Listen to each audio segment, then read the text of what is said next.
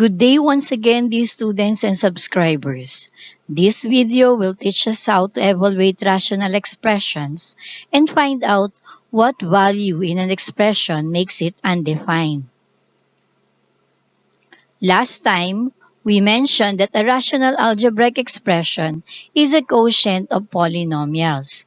It is written in the form of P over Q, where P and Q are both polynomials and Q should not be equal to 0.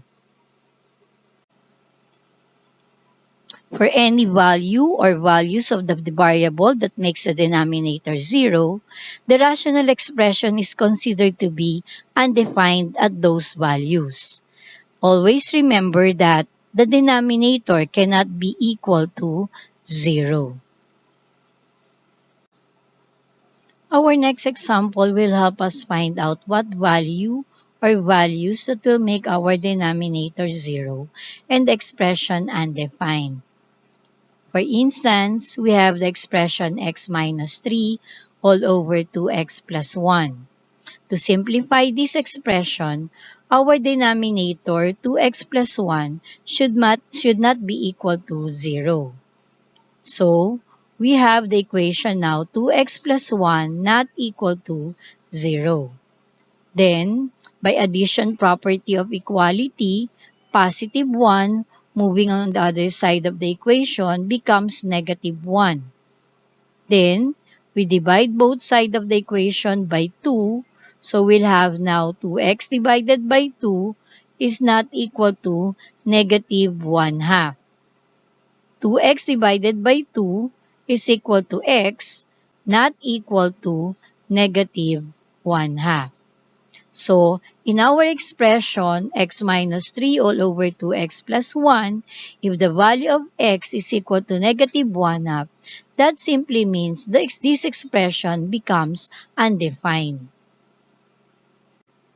What makes the expression 3x squared plus 6x plus 7 all over 2x minus 6 undefined? In this expression, we have the denominator 2x minus 6 should not be equal to 0. So, by applying addition property of equality, negative 6 moving on the other side of the equal sign will become positive 6. So, we have 2x not equal to 6.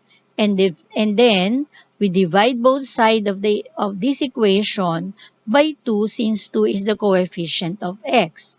2x divided by 2 will be equal to x, and 6 divided by 2 is equal to 3.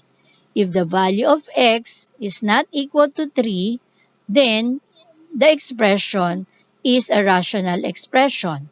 But if x is equal to 3, then that means 2 times 3 is 6 minus 6 is equal to 0. If the denominator is 0, then this expression now will become undefined.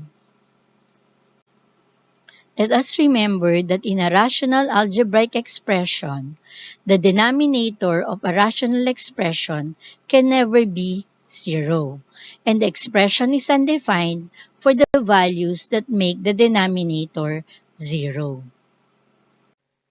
That's all for today. See you in our next video lessons. Keep safe, everyone.